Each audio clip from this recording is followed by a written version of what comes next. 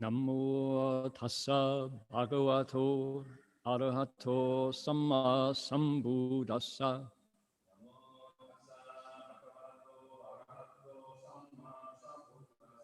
Homage to the blessed, noble, and perfectly enlightened one.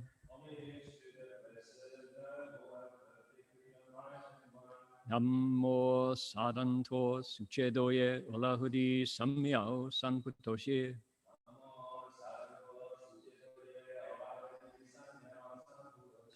Wushang shen shen wei miao fa, bai qian wan jue nan zao yu.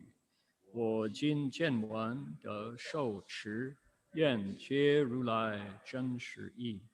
Supreme and wondrous Dharma, subtle and profound, rarely is encountered even in billions of eons. But now we see and hear it and accept it reverently. May we truly understand the Buddha's actual meaning. Venerable Master, Dharma friends, welcome to our Sutra lecture today. My name is Hung Shi. We're going to be looking into the Flower Garland Sutra today. It is Sunday, February 28th here in Australia. It is Saturday night, February 27th in California, other parts of the Western Hemisphere. And we're going to be finishing up the prose section of the Flower Garland Sutra's 10 stages chapter today. 10th stage, we're there. The end of the prose section, about to launch into the verses, which will happen next week. Alrighty, so here is our text. We're going to come back to page 78. Before that, we're going to do, come back here, please. We're going to come back, let's see here. I need thumbnails. There we go. All right. Here is our title page, and Apple moved the controls. I have a new operating system and the controls are shifted to the other side of the control bar. Okay. Here we go.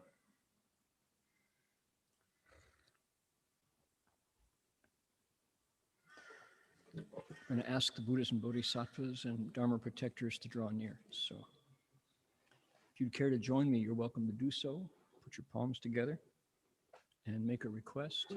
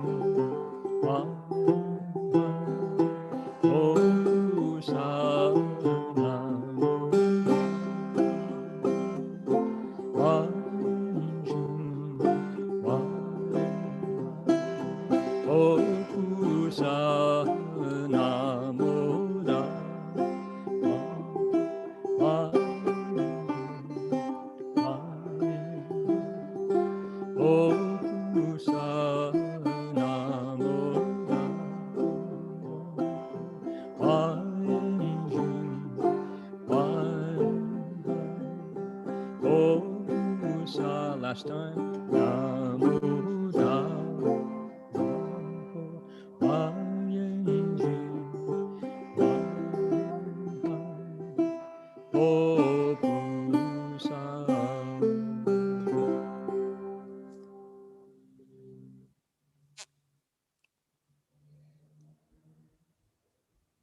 And take it back down, and we're going to page 78, which is on thumbnail 40, right there. Close that, All right. Should we just start right in? Needs to be bigger, doesn't it? Okay. We're going to go down to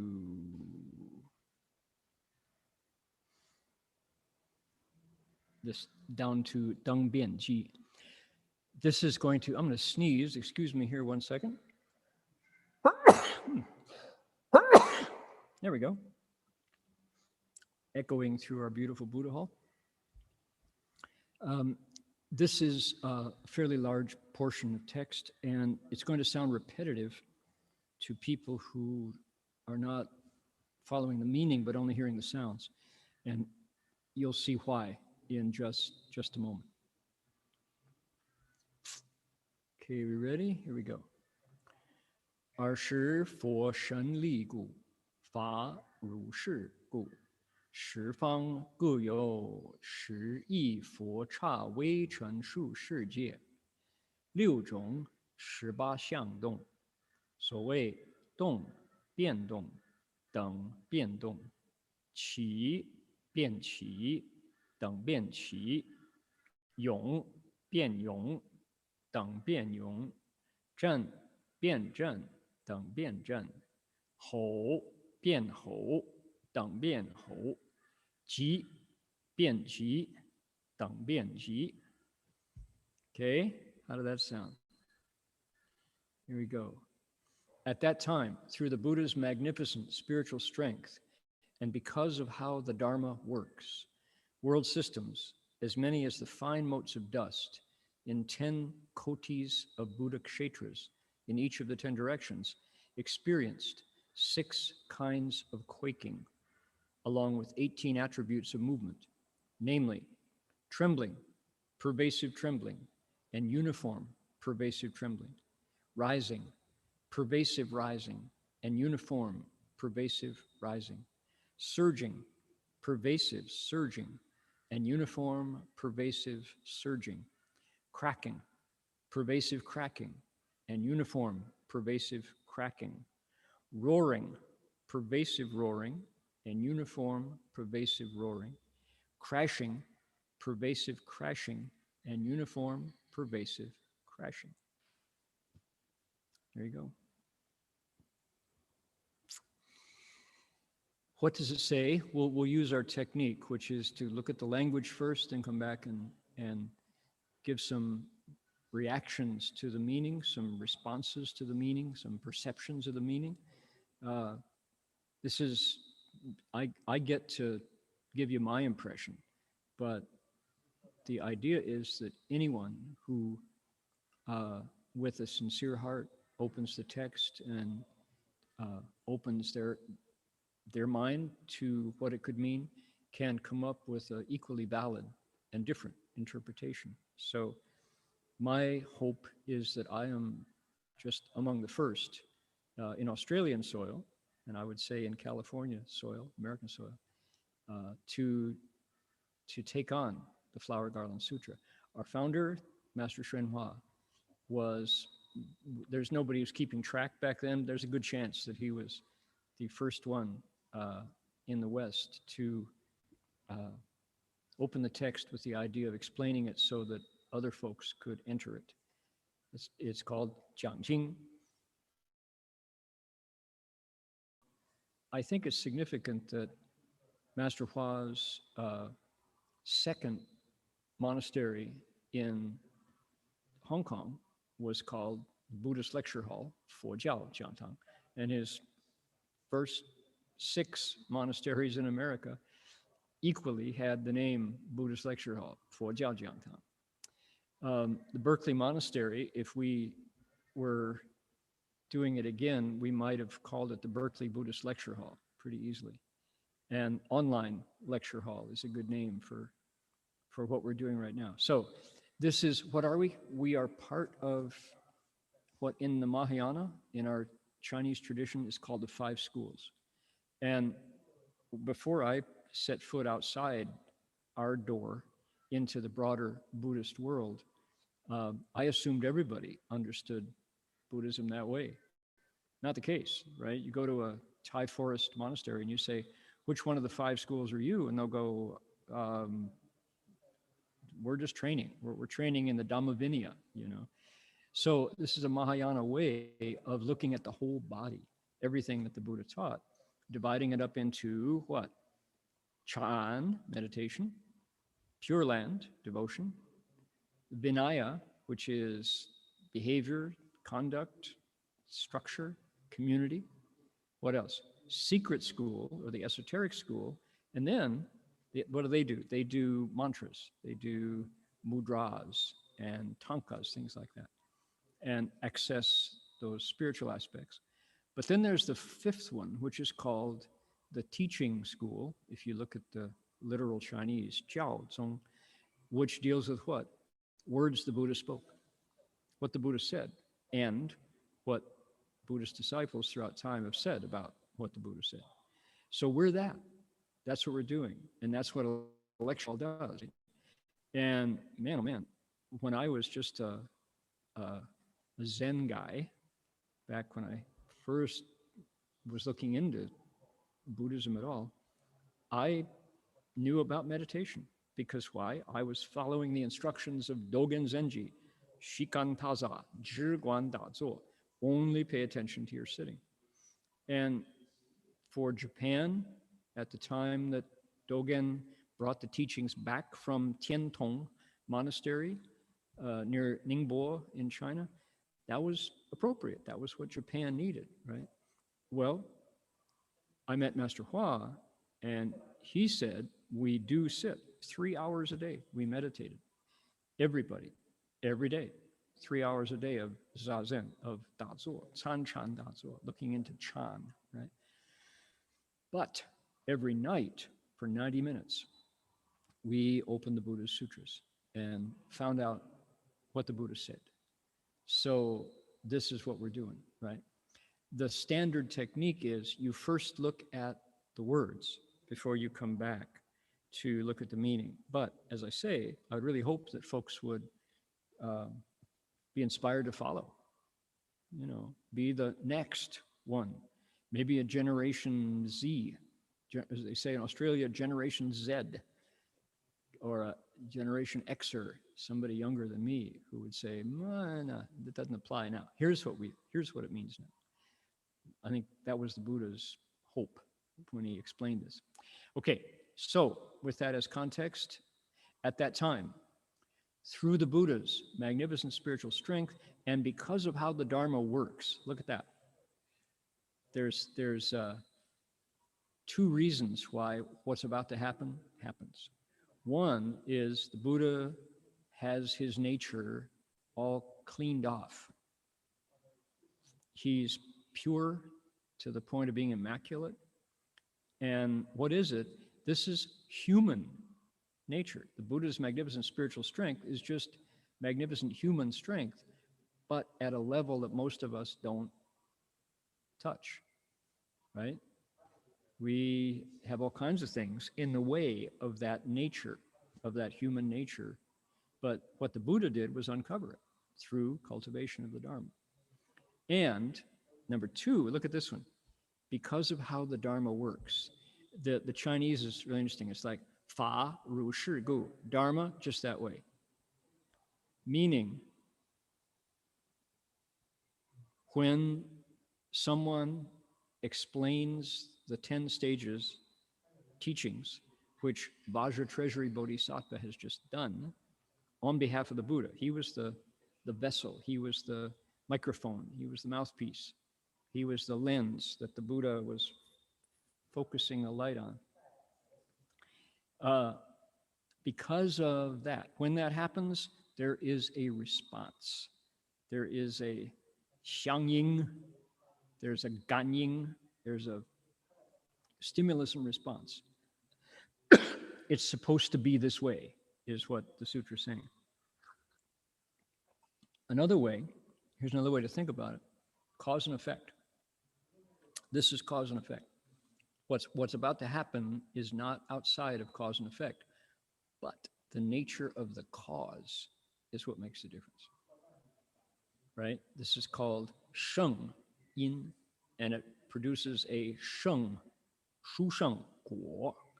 It is still cause and effect. It's a sublime, supreme cause that makes a sublime, amazing, kind of spooky, and science has a hard time explaining kind of effect. What happens next? World systems, as many as, count them, fine motes of dust, 10 kotis of Buddha lands. Okay, take a Buddha land, count the motes of dust, multiply it, take it up to a koti, which is a Sanskrit number with a name, kind of like million, billion, trillion, right? And then multiply that by 10, and that's how many world systems experienced 6 kinds of earthquakes and 18 attributes of movement. Like, that's good, right? And we're happy that that happened. Earthquakes? You sure? Right? So yeah, that's what the sutra says. That's a sublime result from a wonderful cause. Okay, then the entire next paragraph I launched into was the funny sounding pattern of 1, 2, 3 times 6. So we had trembling, then pervasive trembling, which means it shook and then it shook everywhere, and then uniform pervasive trembling, which means to say, now that we've got like the earth moving, the earth isn't supposed to move, right? Well, once it starts to move, and it moves everywhere, you want it to even out. The dung, that Chinese, the uniform part, is to say it's level. It works out. It's calmed where it's too strong. It's intensified where it's too weak. Then it rises, pervasively rises, and uniformly pervasive. Then it surges, pervasively surges, uniformly pervasive surges. Okay, people who were paying attention might say, that was all about moving, but what about the next one? It has to do with sound. That's not movement, that's sound. Cracking, pervasive cracking, uniform pervasive cracking, roaring, that's sound, right? Pervasive roaring, uniform pervasive roaring, and then crashing, pervasive crashing, uniform pervasive crashing. I tell you, when we translated that, we were kind of digging through our synonyms for what's the difference between a ho, a zhen, and a ho, and a ji. Well, we know it has something to do with sound, like roaring, crashing, thundering. We could have probably tossed in a thundering. It would have been, you know, pretty good. Booming, we might have done a booming. In general, there's 6 kinds of earthquakes, 3 of which have to do with sound, and they have these patterns in them. Pervasiveness, meaning starts, then it's everywhere, and then it balances, because this is a lot of matter being put into motion. Okay, so did you all notice those patterns in there? So Vajra Treasury finished 10 stages, there was an earthquake. Was this unique for the Avatamsaka? No, actually, this is not unusual in Buddhist sutras. Actually, anybody need a dissertation topic? Give me a credit, acknowledgement. I got this, here is one. Do your research into other sacred scriptures that trigger cataclysmic events, all right? So, I don't know, any books of the Bible that talk about earthquakes or the Torah? We have to look into it. You put me in the acknowledgements, Ben. So yeah, look at that. It's like, huh. Every time I've read this, since I first started reading sutras, I had this question. It's like, earthquakes are pretty scary. I live in California part of the year, and there is a fault that runs right under the UC Berkeley football stadium. It's called the Hayward Fault, Hayward, California. And 2 years ago, the Hayward Fault was firing up every like month. It rarely went past like a 2 point something. And if you live in Taiwan, if you're listening in Taiwan, remember we visited Hualien. Hualien's on the east coast of Taiwan, and it's on the rim of fire. It's that really super active transduction zone. And as we were leaving, we were at our monastery called Mituosi out in Hualien, and we were heading back to the Hualien train station to get on the train back to Taipei. And earthquake happened as we were driving through the streets. And the driver, we're grabbing the handles of the door, you know, and the driver's like, no, it's no big deal. He says, people won't even get up out of their chairs for that one. That's nothing. That was only a 3.4, I'd guess, he'd say. We're like, wait a minute. He says, yeah. He says, anything over 4 point, people like pay attention. Less than that, it's just, nah, that's just today's earthquake. So Hualien, Taiwan gets lots of earthquakes, and people are they're used to it. It's blasé. So all the same, that being said, you know, how what they are, and how the UC Berkeley football stadium, Memorial Stadium, had, I think there were like 10 earthquakes under 3 point in a short period of time. And in our community in Berkeley, we have Tom, who's a stout and sincere follower of the Buddha. And Tom was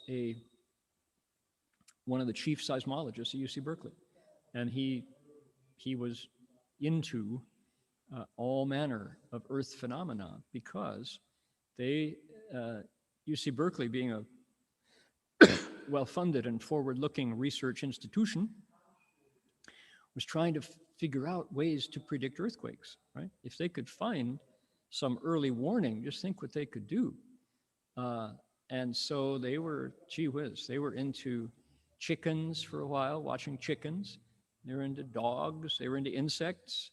And, you know, because why? These were research scientists. They were trying to come up with the ways. And the earth being not solid, the earth is a very dynamic, layer upon layer, crusty, kind of like onions, layers down to a molten core of hot rock that is, you know, active. So it pops open in volcanoes, and tectonic plates shift. For the earth, that's like the equivalent of a yawn for the earth. The earth is, you know, and then we humans, the earth is quaking. It's not solid. And the earth is like, yeah, it was time. I just needed to shift a little bit. So we take that as a catastrophe, as a disaster. For the earth, it's just a shift. Now, the research scientists at UC Berkeley and the Institute, USGS, United States Geological Survey, for them, if they could come up with any way to predict accurately when earthquakes are likely to happen, they would save lives and millions and billions of dollars of damage that happen when the earth does quake. So they couldn't afford to poo-poo any traditional method. They went to the Andes, they went to Mexico, they went to the Arctic to ask native indigenous folks what their wisdom told them from time before white people started to pay attention, you know, started to leave Europe and head out around the world. So the earth has been moving as long as people have been here. And indigenous wisdom has all kinds of things to say about earthquakes, including Chinese science, you know. So mostly the answer is, don't know. Nothing so far has proven accurate. So I'm still going to stick just a little bit with our disciple Tom, who was among the chief seismologists at Berkeley and then went to the U.S. Geological Survey down in Menlo Park. And he was particularly interested, among other topics, in the Hayward Fault. And of course, people trace the great San Francisco earthquake back to 1908. And it turns out that just a few years before the great earthquake in San Francisco, which destroyed the city, there was an even more powerful earthquake across the bay in Hayward. It was called the Great Hayward Earthquake, 1898 maybe, I'm guessing. So Tom and his team started digging around the fault, the Hayward Fault, and discovered, they went down, they dug down and looked at the layers of earth very deep. They went, many feet down to look. And what they discovered was that the Hayward Fault quakes very reliably every, I should have done my homework before I get my statistics wrong. Let's say every 100 years, and Tom, forgive me, it's more or less, but every 100 years or so, might have been 90, might have been 110, every 100 years or so, based on the actual geological record that they found by digging down, they discovered that the Hayward Fault quakes, and it's often substantial, 6.0 and above, right? The one that happened just before the Great San Francisco earthquake was huge. And there were something back before the 20th century, there was something like 6,000 people living on top of it over 30, 40 miles of the quake. And so the last one was before the 20th century. So you count 100 years ahead and you get, oops, before the 21st century. And it's like, we're now in the red. We're in the Hayward Fault, quote, should have quaked a decade ago, 10 years ago. And so Tom said, everybody knows San Andreas because the San Andreas Fault is on the other side of the bay, and you can see it. You can see it down near Burlingame. It separates into a lake. There's a long series of lakes that is the San Andreas Fault.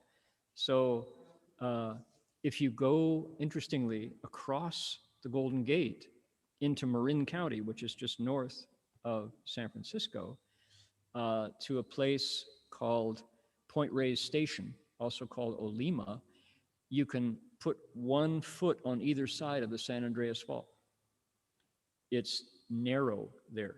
It goes up into Bolinas and Bodega Bay, but it's our Dharma brothers, the Vedanta Society of San Francisco, has a large ranch retreat area in Olima, and there's the San Andreas Fault. You can go hop over it, hop back and forth, and they will tell you days when they see it move.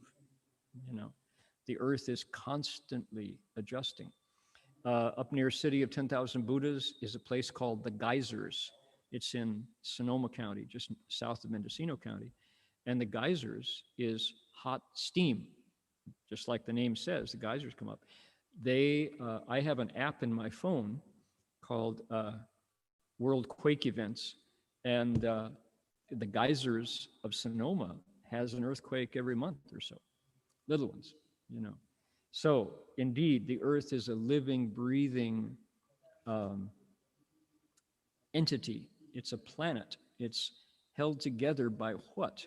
Now, here's where it gets really interesting, because the ancients said, looking at, my nose is itching and I need to sneeze again. See if I can prevent sneezing into the microphone.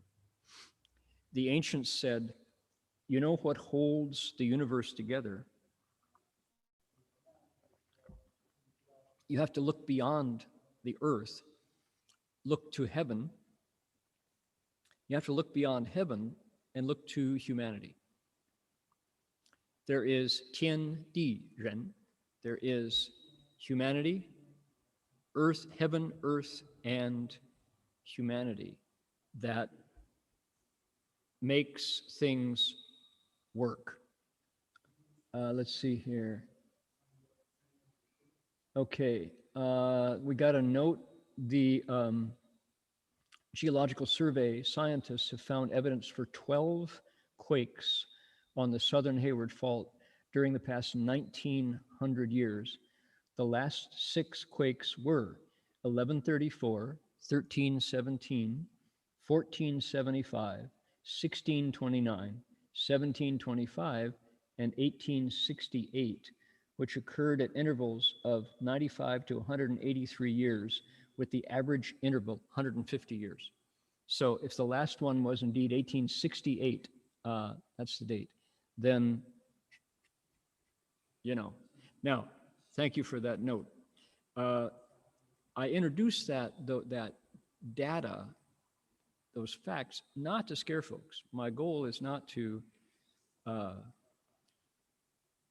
give people any sense that, you know, an earthquake is coming. Because why? There are other things at play. The Ren part of Tian Di Ren, heaven, earth, and humanity. Why is this? It's because people are known as 万物之灵, the most efficacious creature among all of creation. The 10,000 things most ling, most magical, most efficacious.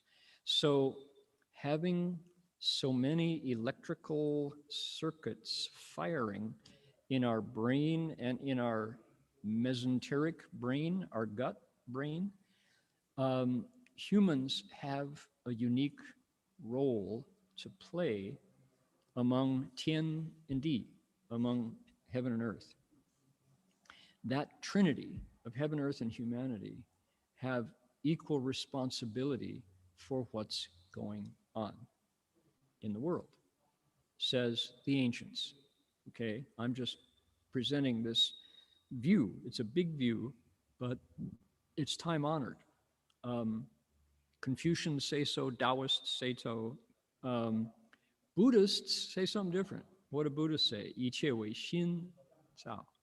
They point directly to the mind and say that the whole world and everything in it is a creation of the mind.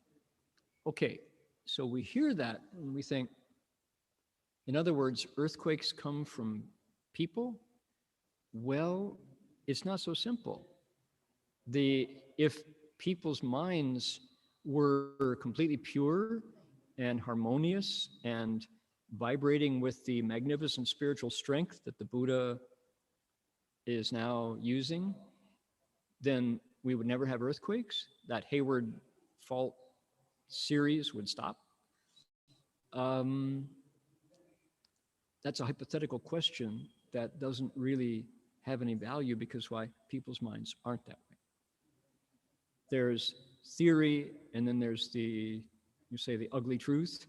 There's the actual reality, that along with individuals who, our word is cultivate, right? Want to move our minds back to that place of no greed, no anger, no stupidity. There's an equal number of 万物之灵, the most efficacious creature among humanity, who are going the other direction, who are increasing their greed, their anger, their delusion, their pride, their doubts. So this world, from the Buddhist point of view, what are we investigating? Where do earthquakes come from? Maybe, if we're following the Buddhist idea. So there's another way of looking at Tian Di Ren, heaven, earth, and humanity, that says we are in what's called the Saha world.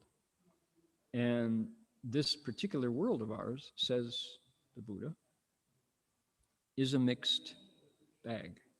We are a mixture. 善恶夹杂. where good and evil all mixed together. And there are other worlds that have fewer earthquakes. There are other worlds that the earth quakes and destructively all the time, entirely because of the mental habits and the karma of the beings who live there. They say that's the way it goes. So here we are in our saha. Saha means able to be endured, but must be endured. The benefit of living here in our saha world is that we can see the misery, we can see the suffering, we can experience the affliction when things break, and because we're attached, we hurt. And it can spur us on, inspire us on to, this is technical language, this is how a Buddhist would talk about it, recognize the nature of all things made of conditions, right? Everything is made up of other stuff. Comes together for a time, and then what happens? Falls apart. And we suffer to the amount we are attached when it falls apart. Okay, that's the nature of the world that we're in. And if you look deeply, if you calm your mind, when I calm my mind and I look deeply at everything around me, that's true. That's true. We had this joy of visitation by lots of birds here. We live in the kind of a nature park here in Gold Coast, Dharma realm. And all these magnificent, incredibly personality-full birds, full of character, show up because we put out birdseed. And they're like, wow, look at these huge white birds called cockatoos, sulfur-crested cockatoos. And some people don't like them at all because they're noisy, they're powerful. But we delighted because they're cute. They're just so much fun. They have so much character. And then 3 of them show up with an incurable disease that we didn't know existed until the bird lands on the railing in front of us with this incurable disease. You go, right, this is the Saha world, you know, and it's magnificent until it falls apart. And then to the degree you're attached, it hurts, right? So, wow, COVID-19 can't have a more dramatic example of the suffering involved in a world of conditioned things like our bodies, right? So, okay, we all get that part. Now, let's look on that's the Buddha's description. The other Chinese system of cosmology says humanity, that actually starts with heaven. Heaven is surrounding us. Earth is a series of relationships, earth, air, fire, and water. And then there's the people part. The Chinese said, you can tell when it's going wrong. The emperor loses the mandate of heaven. And they said, oh man, how do you know? Well, plagues, pandemics, oops. What else? Locusts, right? You get the yellow insects, huangchong. They come and eat everything. They block the sun out of the sky because there's so many bugs, right? Or drought, or flood, or fire.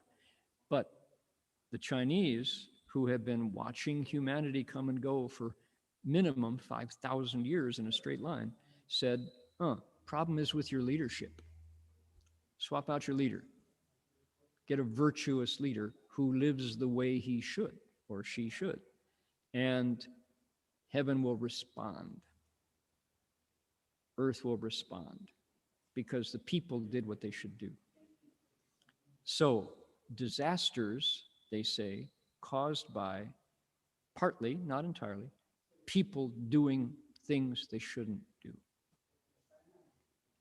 Luckily, the standard is not forgotten. During the period of misbehavior. But if you want to know when things are wrong, look at what's happening. You want to know the cause, look at the leaders. So the Chinese dynastic cycle came over and over and over and over thousands and thousands of years. Get a new, and a new challenger would come up and say, see, he's lost the mandate of heaven. It's our turn, right? Let us lead you to a brighter day. So that's the theory, how it worked. Humanity's role in the Tian and the Di and the Ren. Heaven, earth, and people. So, okay, now, the Chinese was like realpolitik, right? That's like when people are suffering, look to the leadership and the flaws in their character. They're not just, they're not virtuous. That was the word they used. They didn't have the virtue to rule. And so heaven took the mandate away, said, you're not qualified. Now, suppose we look to the positive side, where you say, what about when humanity does it super good? Really, really good. When humanity does things that we usually don't do, but occasionally we do, and so things go really well. Like explaining the path to Buddhahood. How about that? You get a sublime cause, a superior cause. Sheng yin. You get a sublime, superior fruition. From that seed, you get the super fruit. What is it? The earth quakes, but nobody's upset. Nobody's upset. People are delighted by this positive earthquake, right? That's what they say. Okay, now, this is a harder one. This is a harder one to prove, but when do people do things that could be considered sublime, superior, right? So as to bring about a sublime and superior result. Okay, as I was first considering this, can people influence nature, is the question. Can human behavior bring about a change in the weather, in you know, the first thing that came to my mind, and anybody who graduated University of Michigan, I apologize. Go blue. Or as my father would say, dirty Michigan. My dad was a strong Ohio State partisan. Back to the Big Ten inter-school wars, right? So my memory of the first thing that came to mind as I was considering whether people have the ability to influence nature was approaching the University of Michigan football stadium when I was a teenager, and we drove from Toledo to Ann Arbor up to see the big game. And what is the big game? Well, the big game was Ohio State versus Michigan. And it was a hot rivalry. Oh my goodness. It's hard to anybody who knows soccer clubs, football clubs in Europe, Australia, New Zealand, Great Britain, around, you know how hot it can get when the wrong team loses, the wrong team wins, right? So approaching the football stadium filled with how many? 80,000 spectators, filling the Michigan Bowl all the way to the top. And I was with my dad, and I think my brother, I think our whole family went. And we were leaving the parking lot, heading to the stadium. And the excitement and the, what do you say? It was, people were giving vent to parts of their character that ordinarily they suppressed, right? You shouted louder, you shook your fist more, you stomped your feet more, you allowed these things from your heart to arise, because why? Go blue, or fight Buckeyes, fight Ohio State, Men of scarlet and gray, fight, fight, Ohio State. We'll beat that team today, Ohio. I grew up with that in my house, so but cheer you as we go, for our honor defend, we will fight to the end for Ohio. I swear, that's in there deep. You meditate long enough and it comes right up. Okay, so feeling 80,000 people in one small confined space, visiting the part of their mind that made it okay to go kill, fight, kick. Feeling that energy.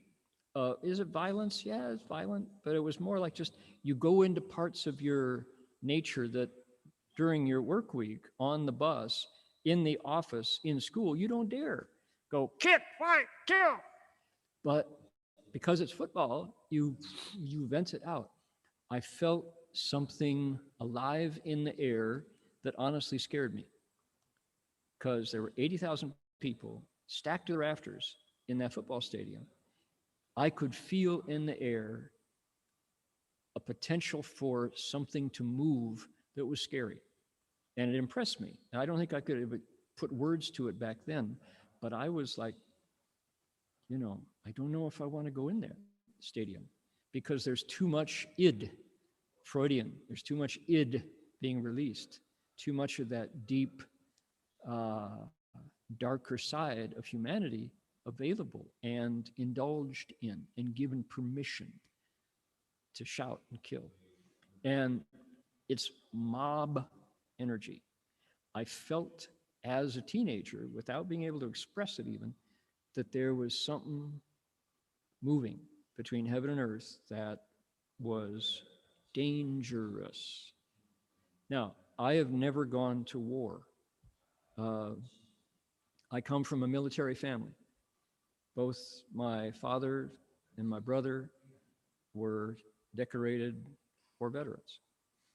And somehow I became the other side of things. But I imagine that when you go to war and people are trained and prepared to take life, it must feel something the same. This kind of, you're going into one of the aspects of being a human that can destroy humanity and has that potential. So I introduced that story. That was the first thing that came to my mind as I was thinking, can humans affect the environment? Heaven, earth, and humanity. And I had that sense that there was something very powerful.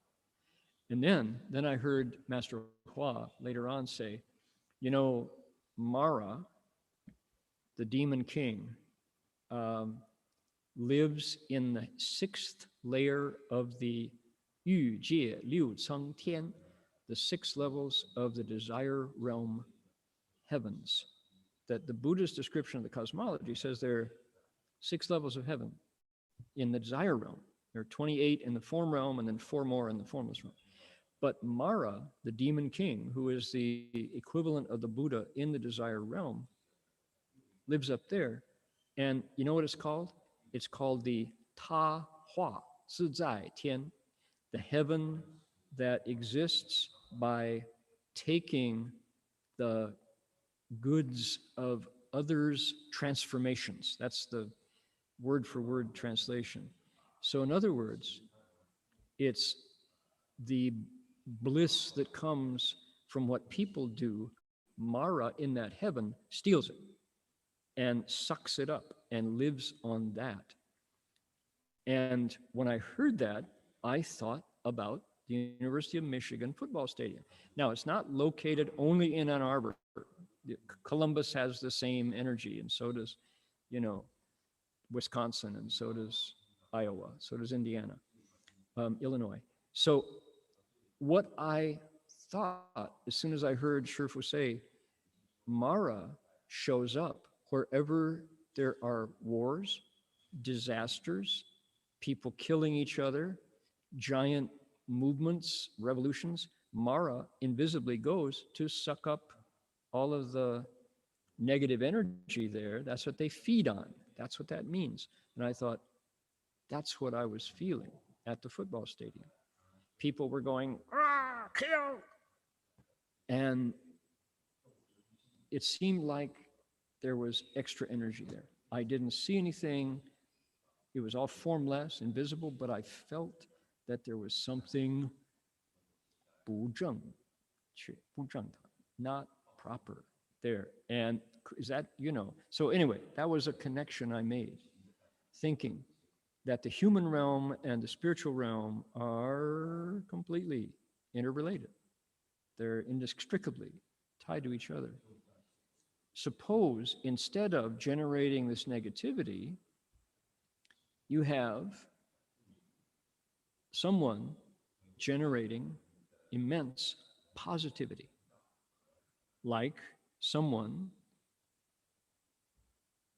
sacrificing for their spiritual path, cultivating the way, focusing, letting go of a social calendar, letting go of the pleasures of intoxication or the dubious joy of getting rich, right? Using their lifetime instead to work on inner qualities, their own virtue.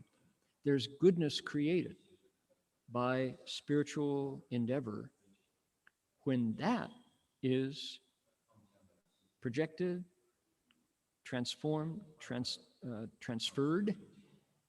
It can influence the world to the good, I think.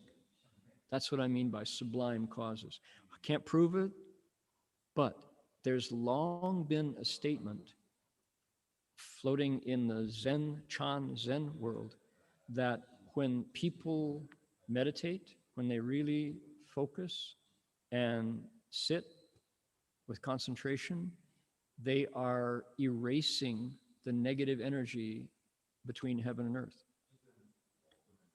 That's one of the, when you do a Chan retreat, you get these teachings, right? Things that float around. They say, when you do Zazen, when you meditate, you are kind of acting as a universal atmospheric cleaner. You're tidying up the negativity in the world. Silently, doing nothing but sitting. But if you're really, now if you're sitting there and having a lot of false thoughts, about what you're going to do to score when you get out of meditation, waiting for the bell to ring, no guarantee. But they say that a person who is sincerely meditating is actually reducing the amount of negative energy. For example, the energy that leads to war. Master Hua would say that war comes from acts of killing. So when someone removes their nutrition source from the energy of killing animals, the billions and billions of animals that died today and tomorrow and yesterday to feed humans, by reducing that killing, doing what we say is fang sheng, liberating life instead, we are actively reducing the causes of warfare. There's a direct link. People find violent exception to that. I remember saying that once at a meditation retreat, and this woman stood up and said, "That is the most ridiculous thing I've ever heard. You can't prove there's any connection between eating meat. Stay out of my dinner plate. I came to meditate. What are you talking about? Get me out of your kitchen." And she was really upset. And so she walked away, and I said, "Well, who was that?" He said, "That's the wife of a kosher butcher." She didn't want to think. She didn't want to look at the fact that her family had been, that when enough acts of killing occur, small acts of taking life, the universe doesn't absorb it. Heaven and earth doesn't just, it's not that goes nowhere. That energy, talk about an earthquake, right? If you're a chicken and somebody comes and wrings your neck and turns you into drumsticks, that's your earthquake. Your world is stopped. And that's just a chicken. ask the chicken.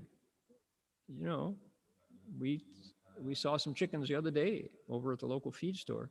They were living their lives, happy. And the woman who took care of those chickens was endeavoring to make them happy. And you could see there was just a goodness about these large sentient birds, you know, who were taking care of their babies and had one eye on the rooster and were worried about lunch. And just, I totally identified with the wish for well-being of the chickens, you know. And man, you take one for dinner, they've had an earthquake, but that wish to live thwarted is there in the atmosphere. When it gets to a boiling point, you have a war breakout, right? So we're looking for the positive expression of good deeds that could lead to this kind of earthquake. Okay, so that's my rattling on here about an interpretation of what this might mean. Let's do another paragraph and see what happens next. Then I got some stories. Those of you who've been patiently waiting for these stories, we got some stories for you. 宇众天华天满天一集诸天宝庄严之具传梵增盖奏天之乐七音合压同时发生赞一切智地所有功德 Multitudes of celestial flowers rain down and celestial garlands celestial garments, and fine celestial adorning items, such as banners, pennants, and silken canopies. Celestial music resonated with elegant harmonies that resounded together in praise of the meritorious virtues of the stage of omniscience. The 10th stage, close to Buddhahood. All right, so look at flowers fell. Garlands, clothes, banners, pennants, canopies, things that shelter, right, and adorn and make beautiful. Music played. Just the wind blew the leaves and the leaves made the sounds and it was elegant, harmonious. All of this to praise the virtues of the stage of omniscience. What would we call that? We call that miracles, right? That's all miraculous stuff. And yet, a miracle would seem to be, don't know the cause. Science can't explain it. Maybe it was uncaused. Maybe it was God or somebody making things happen. So the point of a miracle is we don't know the cause. Here, you can't really call this miracles. It's praises of the virtues of omniscience. So in other words, when our Bodhisattva now has removed nearly all of the coverings from his or her mind, the Buddha's wisdom is uncovered, almost. You look at my desktop here, what is this? It's a minor miracle. Oh, be God, look, it's a miracle, be Jesus. Praise the saints, right? What is it? It's Heng Shi with his palms together, transmitting the precepts. Is this the Sangui Wujie or was it the Yoming Jie? Sangui Wujie, the 3 refuges and the 5 precepts here in the Gold Coast. And a kookaburra flew down, landed on the lantern, and stayed there for the whole ceremony. Oh, God, it's a miracle, don't you know? That's why I said, yeah, I didn't want to look. I didn't, oh, look, there's a kookaburra. No, I just kind of did my business. But people said, he stayed there the whole time. Took a picture of him. So it's like, okay, what happened after that was I started to pay attention to kookaburras. So was this a kookaburra? Who is that kookaburra over there taking the precepts and refuges, right? So who knows? So we take our miracles where we can find them. But here's story about earthquakes. We just heard that when the 10th stage Bodhisattva story, when the Dharma was spoken, there was 6 kinds of earthquakes and 18 aspects to celebrate. Heaven and earth went, yay! We love hearing this Dharma. This is so good. We want a share of it, said heaven and earth. So the earth shook, it couldn't hold itself. And it wasn't the Hayward fault. It wasn't the San Andreas fault. It was the earth itself saying humanity's finally done its part. We can't fault the Ren part of the Tien and the Di. Humanity among heaven and earth finally did what it's supposed to do. Yay! We're going to make rain, we're going to make flowers fall down. We're going to show that we're pleased, right? Okay, so what that implies is what? Connection between, sentient connection between heaven, earth, and humanity. Does that happen? So I got a document. I wrote it down so people can read it, and not that one. I'm going to close that one. That one's called Interfaith Stories. There we go. We're going to open this one right here.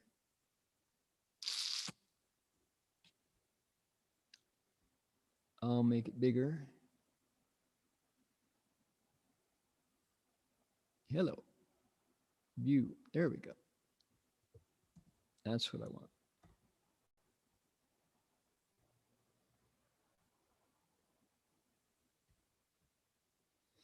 In the late 1960s, there was a story circulating far and wide, including the mainstream press, warning that San Francisco was, quote, the city that waits to die, they said. Fortune tellers, astrologers, seismologists, scientists, Wiccans, all repeated the warning that San Francisco was going to have the big one. The earthquake that leveled the city in 1908, once again. Every year, it didn't happen. The earthquake didn't happen as predicted, right? Buddhist meditation back in the late 60s was coming into public awareness. And in the spring of 1968, a group of university students at the University of Washington in Seattle wrote to Master Hsuan Hua. It was sparked by Ron Epstein, and requested that the master come to Seattle to lead a week-long meditation session. Master Hua in San Francisco told Nancy Lovett to write a letter for him to Ron Epstein, who was a member of the Seattle group, actually the one who told people about Shifu, to tell the group he could not come to Seattle because if he left San Francisco, there would be an earthquake. He said, come down to the Buddhist lecture hall instead in San Francisco. The group did. And that spring, they had a Buddha recitation and a Chan session, each of the week long. 30 people attended. Okay, so far so good. Time is 1967, 1968, Master Hua in San Francisco, Buddhist lecture hall. One of the young men who stayed at Shifu's boarding house at an earlier Buddhist lecture hall had returned to school in Seattle, told his friends, there's a real Chan master in San Francisco. Let's bring him up, see if he'll come. They invited him. Shifu said, can't come, sorry. If I come, might be an earthquake. So people are going, who is this monk, right? So we'll go down. So they did. They went down. Shifu did everything for them. The stories began. He cooked all the rice. He boiled the water for the tea. He taught them to meditate. He held their hands when it hurt their knees, you know. He did everything. They had an amazing time with this Chan master, taking care of him for 2 weeks. So they went back to Seattle and then made plans to return. Okay. Lani Bauer, who became Bhikshuni Hung Yin, was one of the early meditators from Washington State.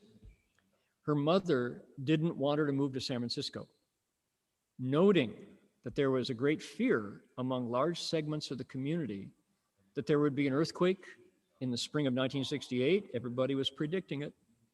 Master Hua said, as long as I am in San Francisco, I will not permit the earth to quake enough to do damage or cause injury or death to occur. So Lani Bauer, you can come on down. Tell your mom not to worry.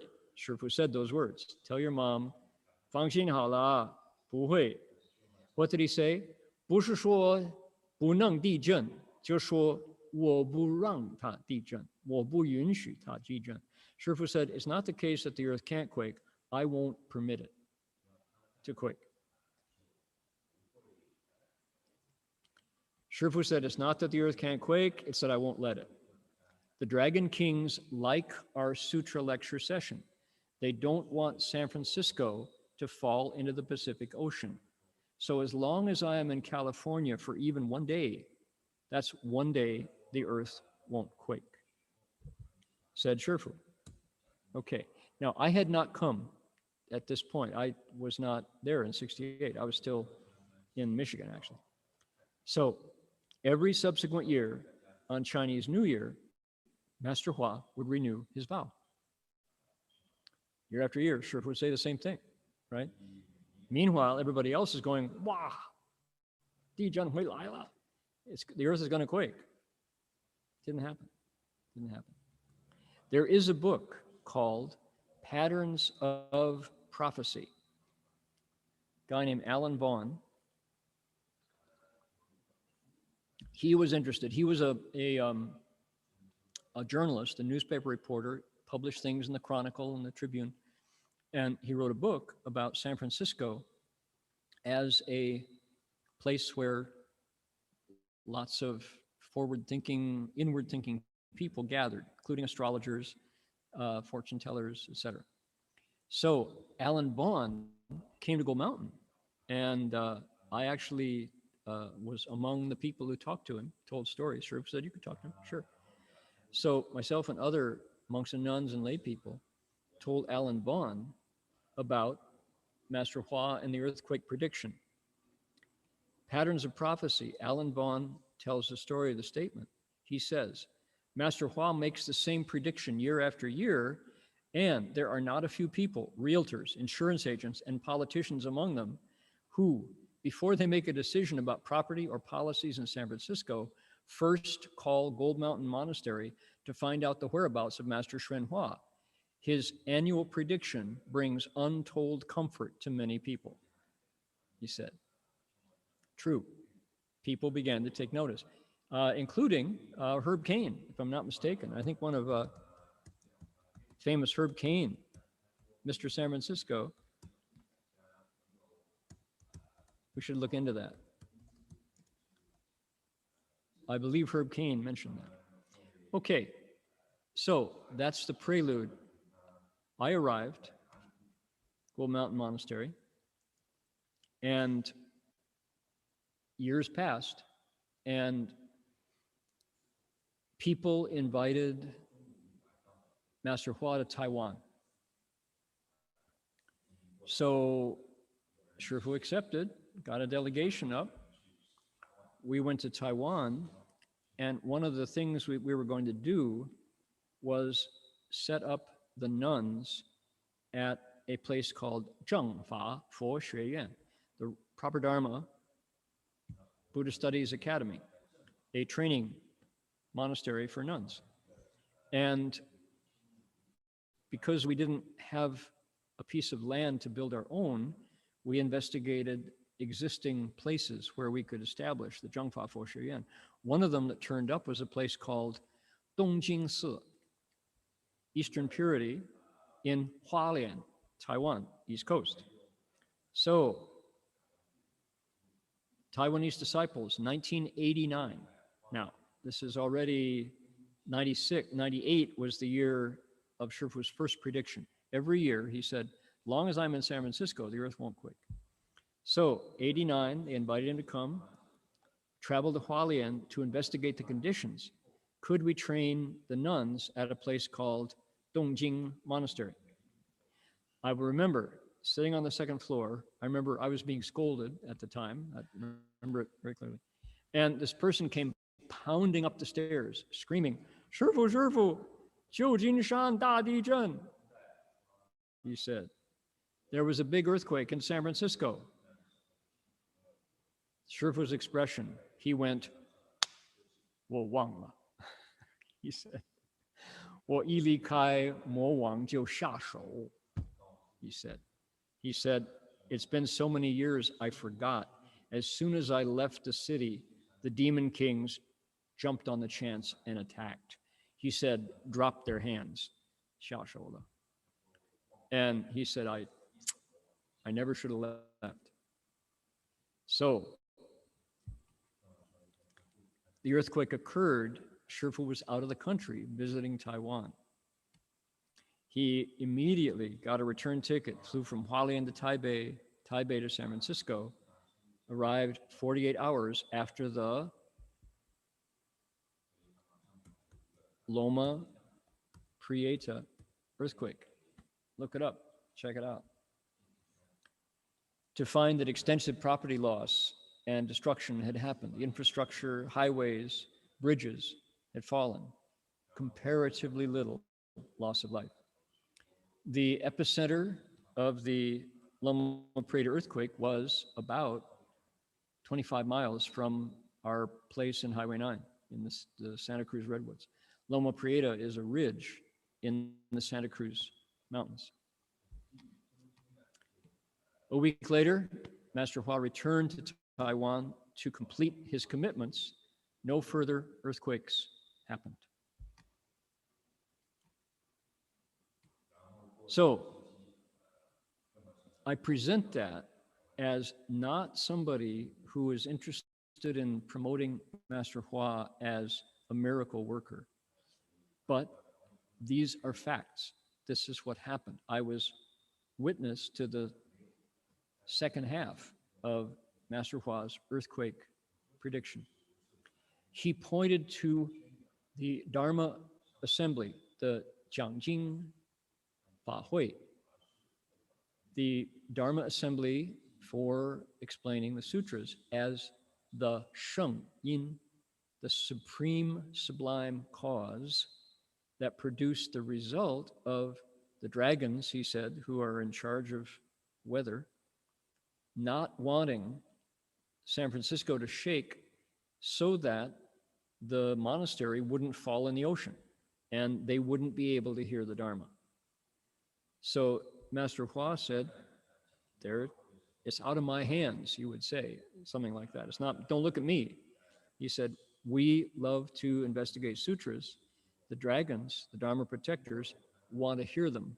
They keep it going. When I leave, the lectures stop. So that's when they no longer pay attention.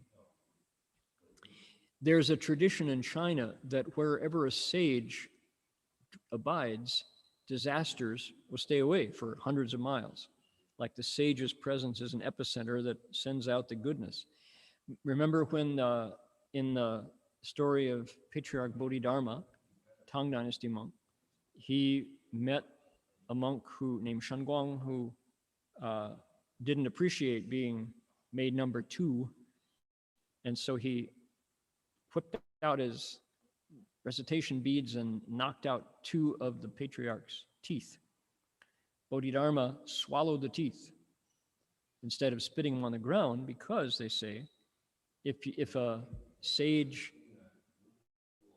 loses parts of his body, there will be a drought for 3 years wherever that hits the ground.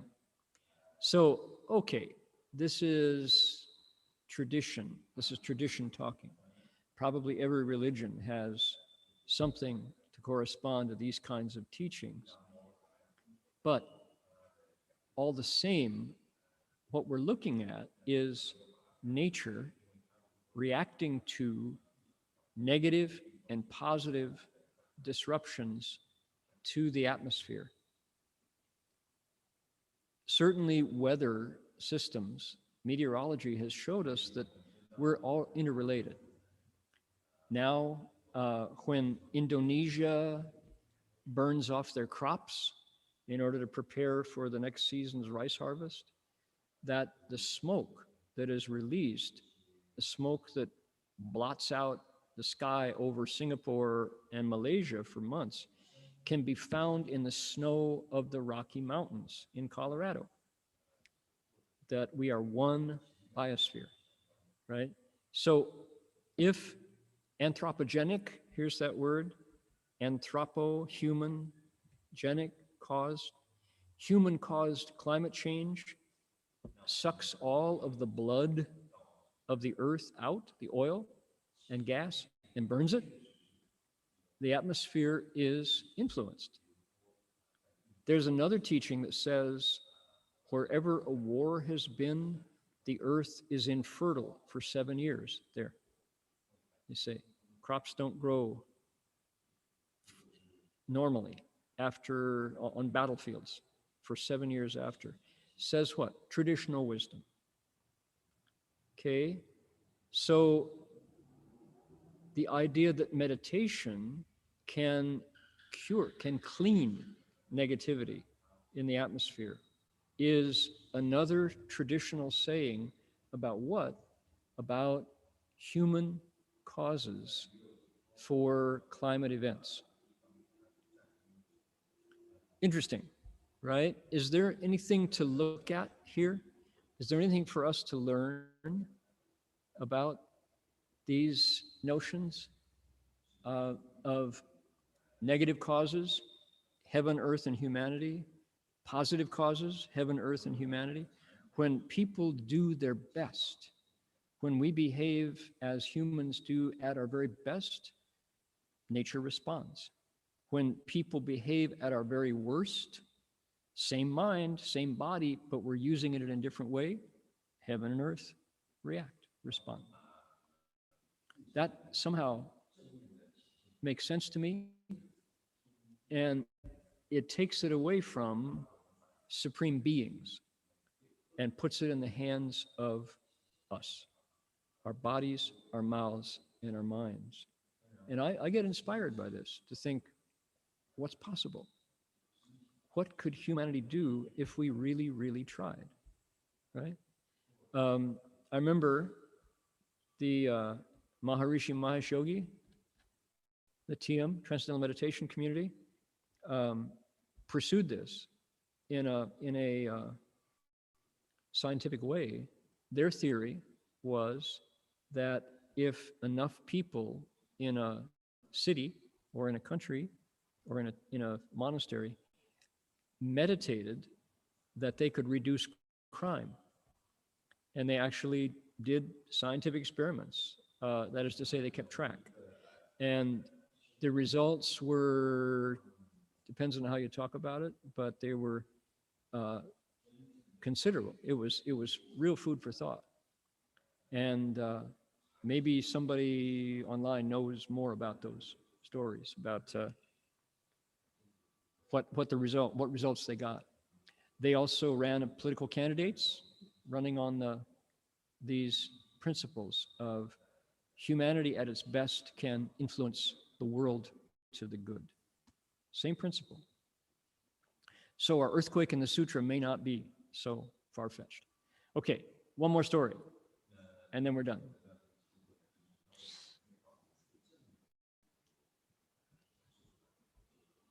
There was a time I need to get the date here. What was that date? Let's see here. That was, let's see here. It was, hold on. Oh, gee, I've had some good responses here. 1977 or 1978. When a group of women came to City of 10,000 Buddhas, sponsored by the East-West Center for Healing Arts, which was an initiative at CTTB by F.E. Chow and others. And they were going to learn to meditate. And the nuns and the lay women who were guiding them took them to the property behind City of 10,000 Buddhas, found a nice tree by the creek there, and sat down and said, let's all try to meditate. Master Hua may come. So my informant, it was Marion Robertson told me about this. She said that she closed her eyes, and this is her first time to try anything like this. And there was about a dozen women, including Dolores Krieger, who did therapeutic touch, and RNs and LPNs and healers and all. She heard coming through the grass footsteps, and she kept her eyes closed because she wanted to do what she was supposed to do. And we have another one of our community, Joanne Henderson from Oregon, who was also in the circle, who opened her eyes. Joanne said she saw Master Hua approach and walk through the circle in order to get to the other side where he was going to sit. And as he stepped through the circle, the earth quaked. And everyone felt it. And the earth shook. And it was like, whoa, what was that? And at this point, Joanne says Master Hua was holding a walking stick, and he hit the ground and said, stop. And the earth stopped shaking. Marion doesn't testify to that part, but she says she saw the stick later, and she didn't hear him say stop. She had her eyes closed. But that was the sequence of events. Master Hua sat down and explained to people that when we do what we're supposed to do, sometimes the earth will respond. If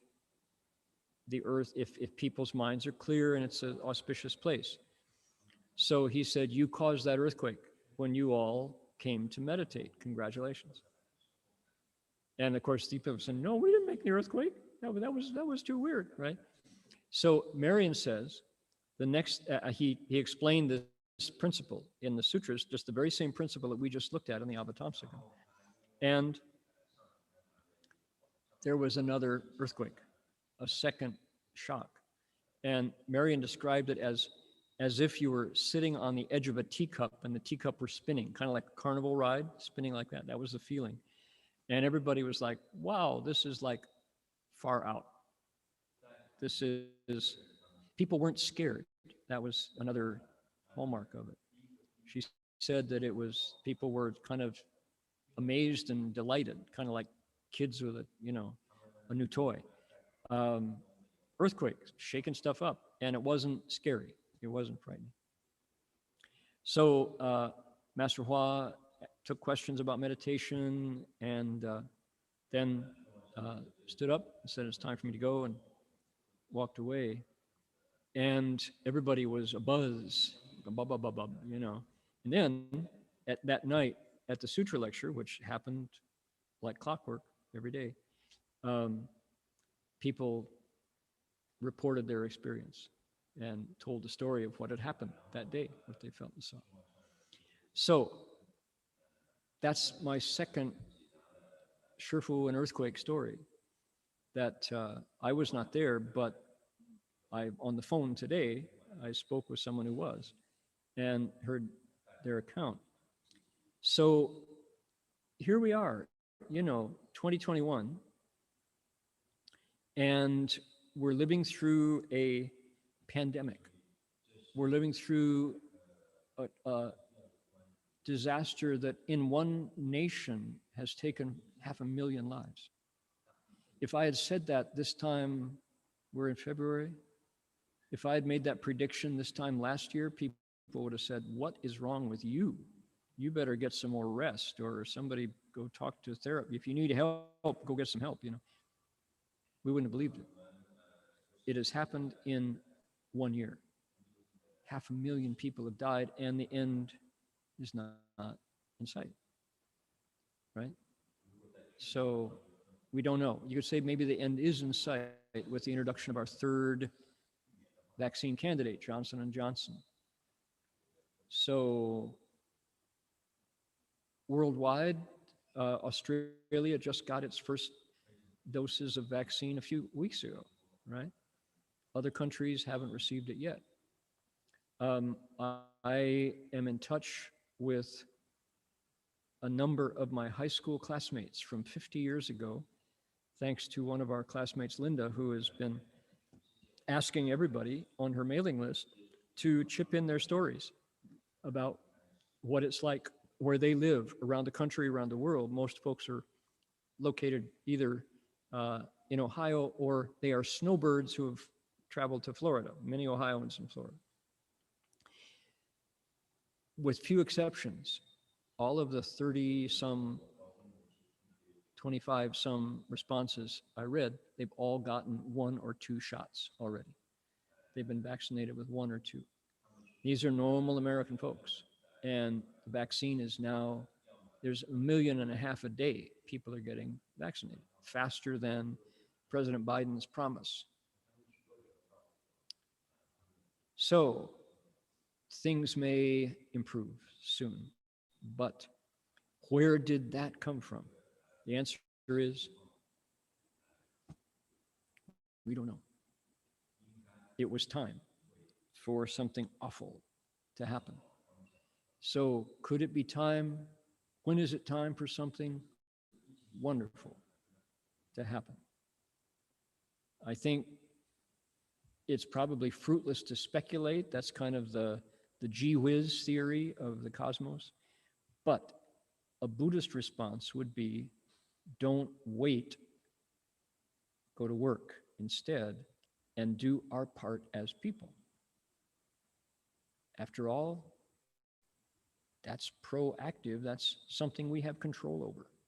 Do our part to become the best possible person, contribute to goodness, learn to meditate, send that energy up, and balance out some of that negativity. That's wholesome. And you know, the funny thing is, it requires no belief whatsoever. You could say no words in it at all. You don't have to swear, you don't have to join, you don't have to expect, hope, sign up. You don't have to believe or disbelieve. You just have to do what Jiminy Cricket says, always let your conscience be your guide. Do what the Golden Rule says. If you don't want it done to you, don't do it to others. Or the positive statement, do more of what you want done to you, to others. That's our share. Then Tian and Di, heaven and earth, will send fewer of these disease vectors into our lungs that make the air itself dangerous to breathe. Right? So, miracles, do you believe in miracles? What I told you was facts today, witnessed by people. Do they understand them? No. Made no statement of faith or understanding. But I do believe that nothing goes beyond the realm of cause and effect. So I think Master Hua would stand behind that. It's not he's making the earth quake or not quake. He's putting in place sublime causes like explaining sutras, opening the path to awakening, and letting the results take care of themselves.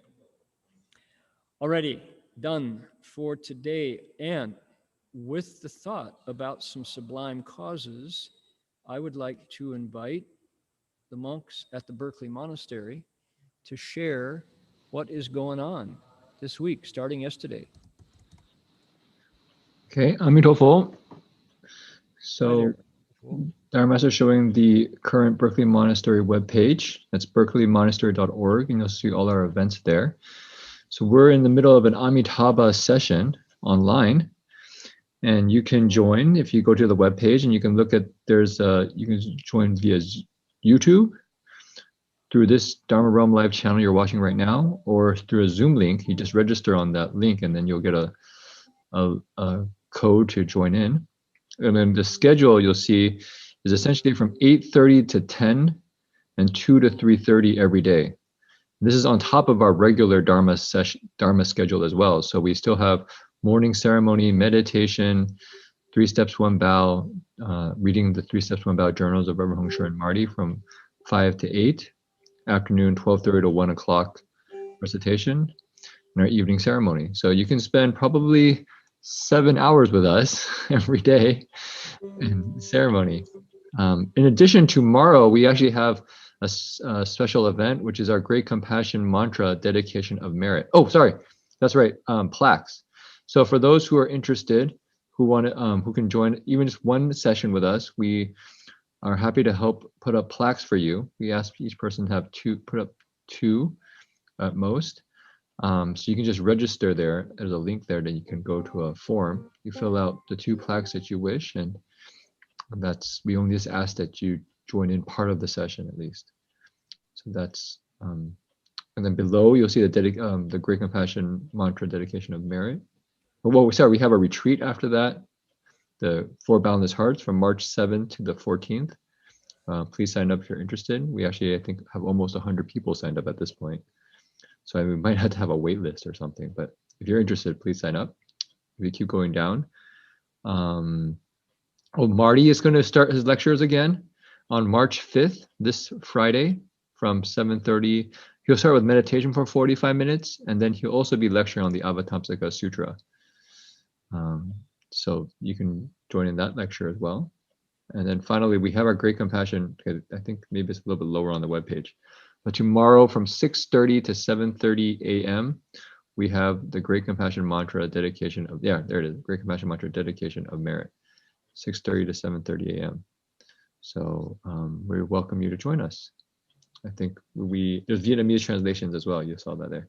And Dharma Master has his 12:30 to 1:30 talk every Friday on right now intra-faith and intra-faith in Master Hua's teachings. Okay, so a lot.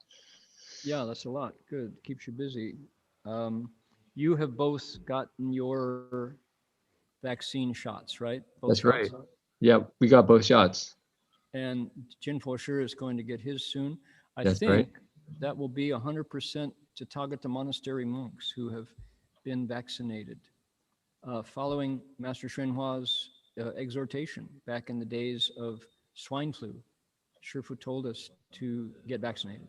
He says that's being a part of society, and it is also part of the Bodhisattva path. So that's good. So did you have heavy reactions or light reactions? My reactions were fairly minor. I was a little bit tired for about a day and a half and a sore arm. Jing Weizhi had a more serious reaction though. He had a pretty serious headache for, I think, about 2 days. Okay. Yeah. But Apparently, you know, it's good for, I mean, in terms of the overall sense of safety, it's definitely worth it. Yeah, indeed. Okay, thanks for that then. So Amitabha session, that is a sublime cause. Putting all those vows, the names of the Buddha who's vowed to take you to a place where there is no illness, right? Nothing decays, in the land of utmost happiness. Jilo Shirjia, that's a better place than ours. Okay, please send out, every time we transfer merit, we are contributing to the positive causes in the world. So let's transfer the merit. Make a wish where you would like to see your energy go to what positive end. Here we go.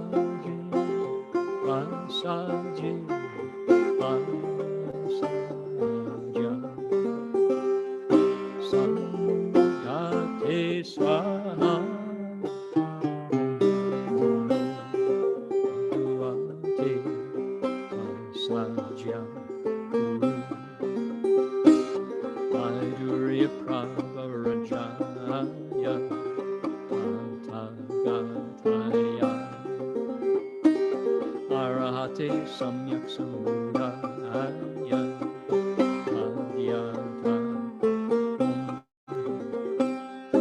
Vasaje Vasaje Vasaja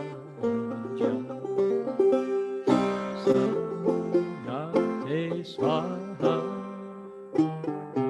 Namo Bhagavate Vasaja Guru Vaidurika Varajaya Tatataya Arahate Samyak Sambuddhaya Adhyanta Vasaje Vasaje Vasaja Samudate Swaha.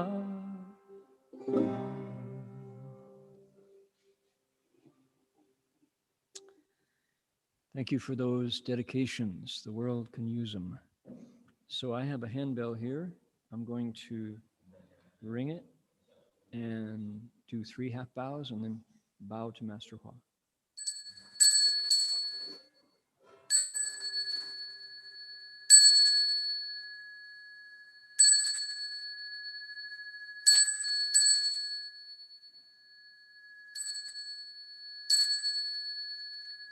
Bow in respect to the Venerable Master.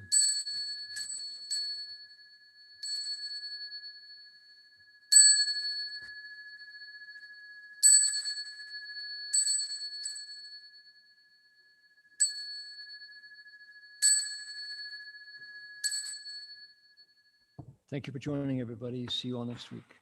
Om Tov.